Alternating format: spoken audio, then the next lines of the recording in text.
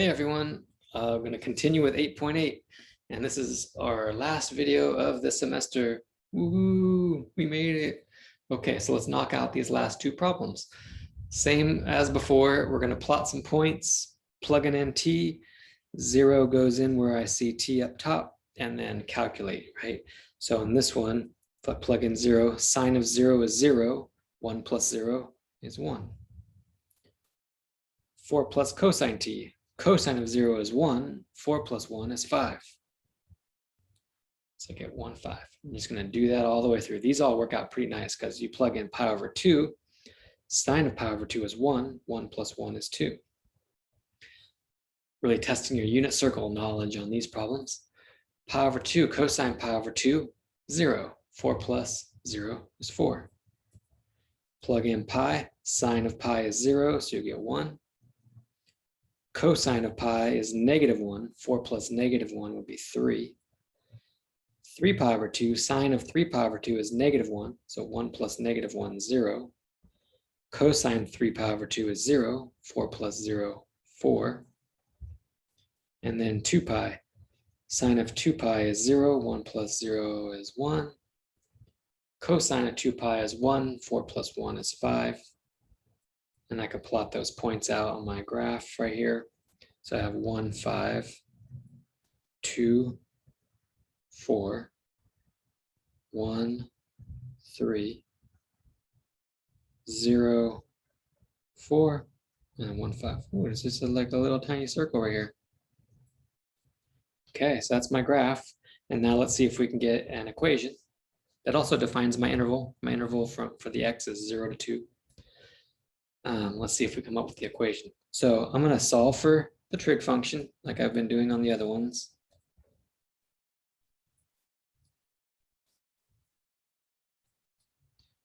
So isolate the trig function and then square both sides so that you get that square on this one then you can use your identity. All right, so I square both sides of each equation. All right. And then now use an identity. I know that sine squared plus cosine squared equals 1. Now plug in the rectangular form. Sine squared is x minus 1 squared. Cosine squared is y minus 4 squared. That equals 1. And then there's your equation. Okay, and then if you're familiar with equations of circles, you can see it has a radius of 1 and a center of 1, 4. So that's what we've got. Radius 1, center at 1, comma 4. Cool, cool. And then interval is 0 to 2. So x is always in that interval from 0 to 2. Okay. One more, projectile motion, some applications of these parametric equations. This pair of parametric equations models projectile motion, like throwing a ball in the air, etc. So it's pretty useful stuff here. We'll get back to those, but here's my problem. Ball is launched with an initial velocity from the ground, 92 feet per second. And then these are your parametric equations.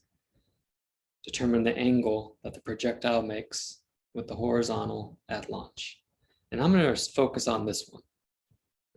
So x is equal to 70.5 t.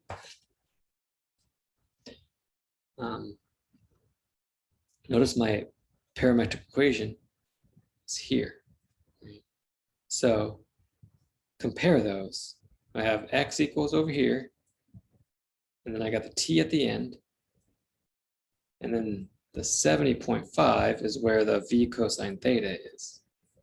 Right? So what I can do is set those equal to each other. V cosine theta equals 70.5. We're given v. V is the velocity, the initial velocity. 92 cosine theta equals 70.5.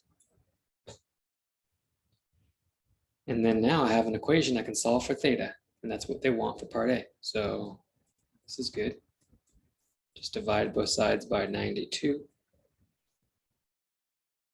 And so theta is cosine inverse 70.5 divided by 92.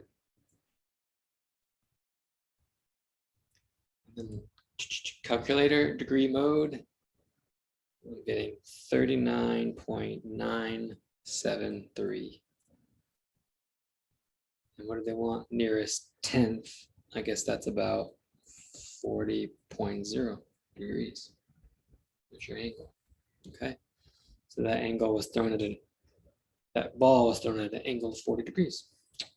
Okay. And then what do they want for B? Write the parametric equations for the path using cosine and sine functions. So now we know the angle. And we're just going to replace, so for that first one, right, replace 70.5 with this.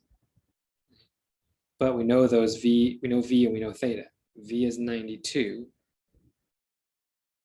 And theta is 40 degrees. And then now I need my variable t. Okay. And I can do the same with the y. We'll have negative 16t squared plus, okay, the 59.1, the coefficient of the t. What's the coefficient of the t in the formula? V sine theta. So I'm going to put in V 92 sine theta. Not theta, because I know theta. 40. And then t. And there's my parametric equations. So that's the final answer. Don't have to do anything else with those. Okay, notice everything, those are parametric, just x and y in terms of t, the one variable t. And that does it. Okay. If you've made it this far, you're awesome. Thanks for listening. Send questions my way if you have any. And then it's been fun. All right. Talk to you later. Maybe I won't. See ya.